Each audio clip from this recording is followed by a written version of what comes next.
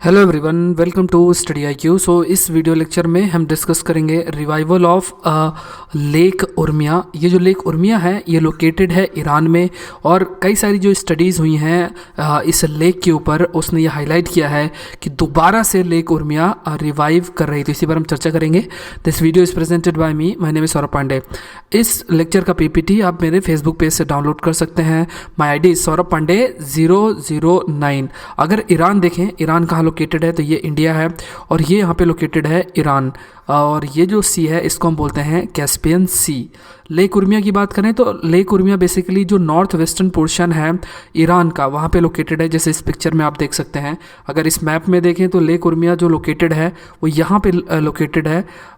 ये है lake Urmia. तो ये भी प्रश्न बन सकता है कि इनमें से कौन सी कंट्री नियर बाय लोकेटेड है लेक उर्मिया के। तो ईरान में तो खुद लेक उर्मिया लोकेटेड है, और टर्की है या फिर इराक है, ये नियर बाय कंट्रीज़ हैं जो कि पास ही में लोकेटेड हैं लेक उर्मिया के। तो ये पॉइंट भी ध्यान रखना है, कई प्रकार के फैक्ट्स पूछे जाते हैं।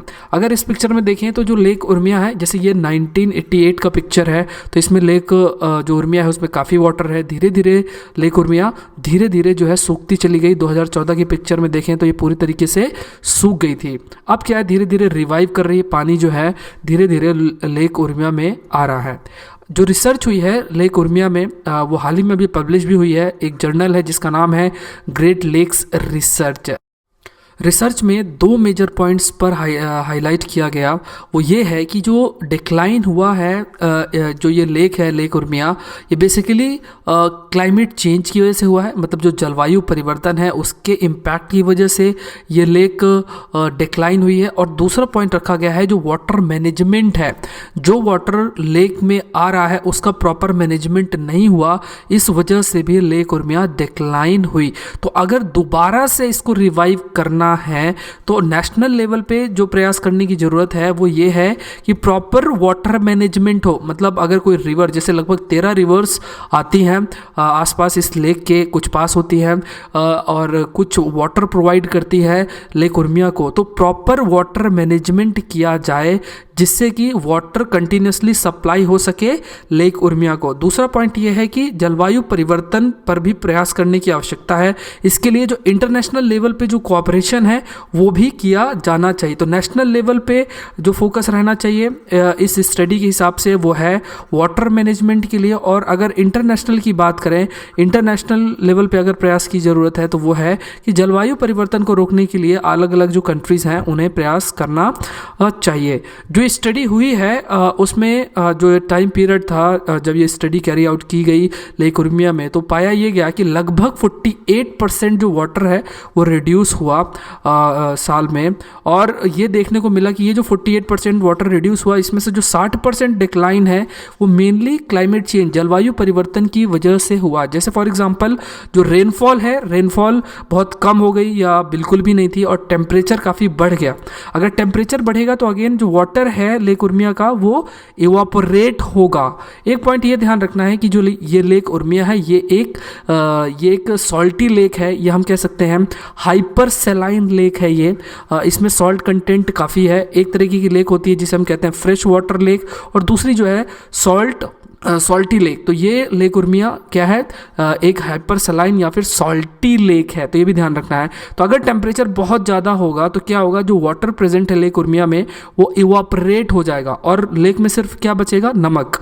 40% जो डिक्लाइन हुआ है पानी का वो मेनली किस वजह से हुआ है कि जो वाटर रिसोर्सेस हैं उनका प्रॉपर मैनेजमेंट नहीं हुआ है। जो वाटर, जैसे कई सारी जो रिवर्स है फेड करती थी लेक उर्मिया को, तो वो जो वाटर है वो किसी दूसरे कार्य के लिए उपयोग में लाया गया। जैसे कई सारी जो रिवर है उसके वाटर को इरिगेशन के लिए, सिंचाई के लिए जो वाटर है उसको डाइवर्ट किया गया। तो ये जो वाटर है जो पहले लेक उर्मिया के लिए अवेलेबल होता था, अब ये वाटर इरिगेशन के लिए यूज़ होने लग गया। तो ये सारे फैक्टर्स की वजह से लेक उर्मिया कंटिन्यूसली जो है डिक्लाइन हो रही थी। लेक उर्मिया की बात करें तो ये one of the largest lake है मिडिल ईस्ट में।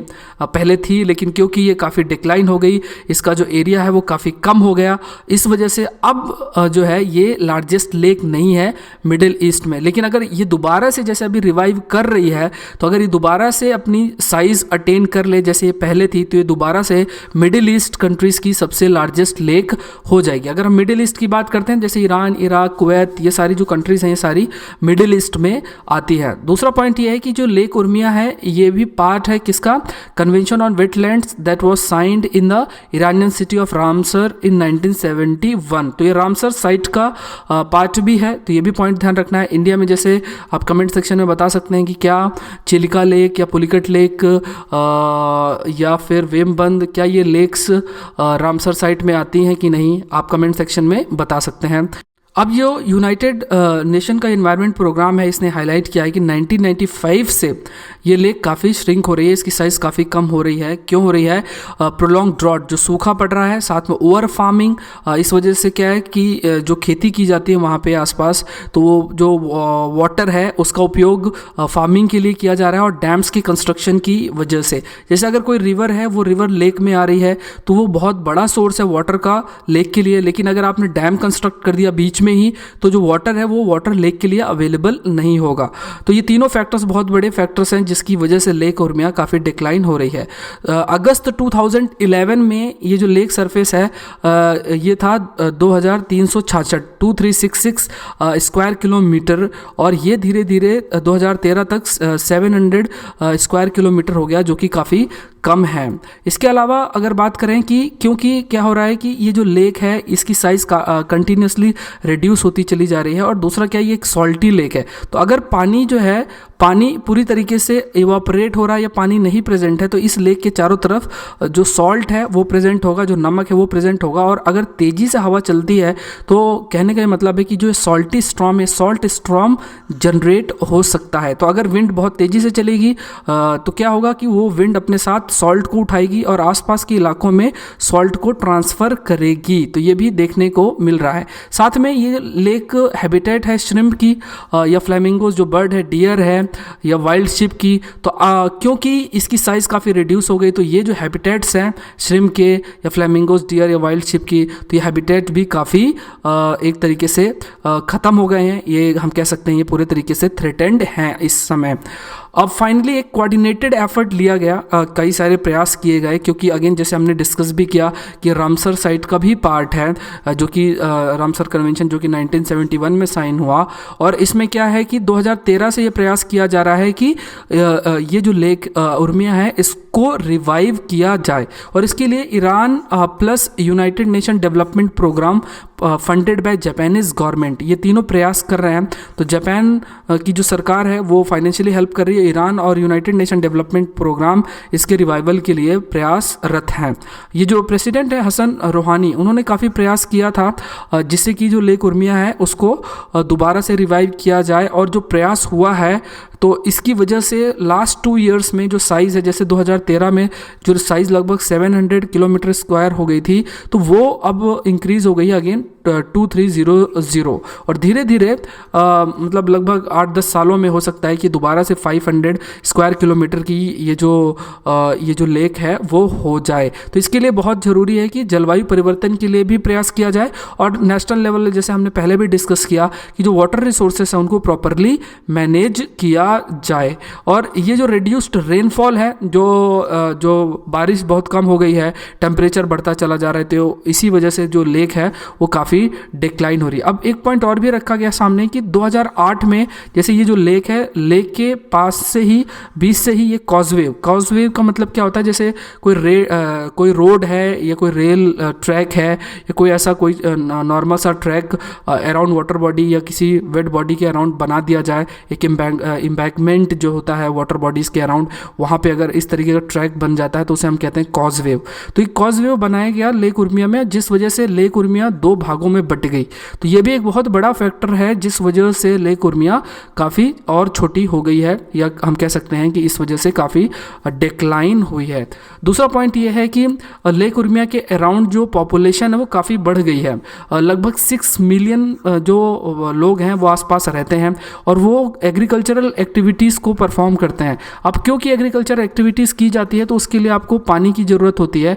तो वो जो पानी है वो कहाँ से आता है कि जो नदियाँ लेक में जा रही हैं, जो लेक को वाटर प्रोवाइड करती हैं, तो वो नदियाँ उन नदियों का जो वाटर है उसको एग्रीकल्चर एक्टिविटीज़ के लिए उपयोग में लाया जा रहा है। साथ में ये जो नदियां हैं या मान लीजिए कि जो रेनफॉल होती है तो उससे जो वाटर आता है उस वाटर का उपयोग भी पीने के लिए या दूसरे कार्यों के लिए इन पॉपुलेशन के द्वारा, जो लोग आसपास रहते हैं उनके द्वारा कर लिया जाता है। तो इस वजह से क्या है कि लेक उर्मिया के लिए जो अवेलेबिलिटी है पानी की वो काफ़ी कम हो गई थी। तो इसके लिए भी कई सारे प्रयास किए गए हैं।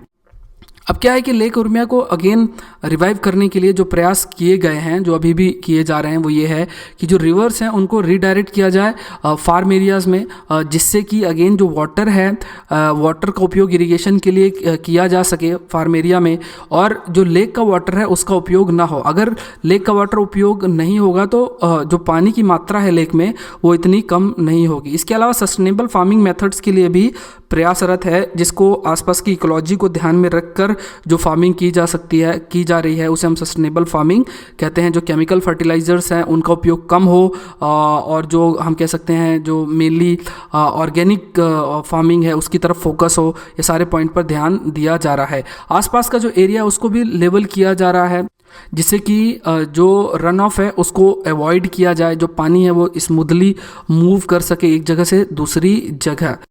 अब ये जो प्रयास हुए हैं इस वजह से क्या है कि जो सॉल्ट कंटेंट है, क्योंकि काफ़ी श्रिंक कर रहा था ये लेक, जो काफ़ी श्रिंक कर रही थी, मतलब इसकी साइज़ काफ़ी रिड्यूस हो रही थी, और क्योंकि ये सॉल्टी लेक है इस वजह से सिर्फ आसपास सॉल्ट ही प्रेजेंट होता। तो क्योंकि ये सॉल्ट का अमाउंट रिड्यूस हो रहा है, डस्ट पोल्यूशन रिड्यूस हो रहा है आसपास, तो ये कहा जा सकता है कि जो ये लेक है दोबारा से रिवाइव हो रही है।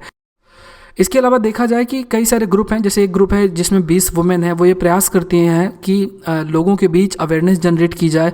जो कम्युनिटीज़ रहती हैं लेक के अराउंड उनको ये बताया जाए कि पानी को बर्बाद नहीं करना, पानी को वेस्ट नहीं करना। साथ में हैंडीक्राफ्ट्स उनका प्रोड्यूस किया जाए, उनको प्रोडक्शन किया जाए, जिससे कि आसपास एम्प्लॉयमेंट जनरेट किया जा सके। तो इससे क्या होगा कि क्योंकि वहाँ के आसपास के लोग जो है मेनली एग्रीकल्चरल एक्टिविटीज़ में डिपेंडेंट है, अपना जो एम्प्लॉयमेंट है वहीं से डिराइव कर रहे हैं, इस वजह से भी क्या है कि पानी का काफ़ी ज़्यादा उपयोग होता है। तो अगर अलग या दूसरे सोर्स होंगे एम्प्लॉयमेंट के तो एग्रीकल्चर में जो लोग एम्प्लॉयड है वो कम होंगे।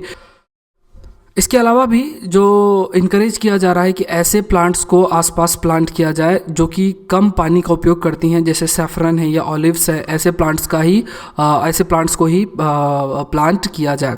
तो ध्यान रखने की बात है कि अगर आप यूपीएससी की तैयारी कर रहे हैं तो टॉपिक अगेन आपके जीएस पेपर 3 के लिए काफ़ी इंपॉर्टेंट है under section environment. So I hope ये वीडियो लेक्चर आपके लिए हेल्पफुल होगा। Thank you for watching the video.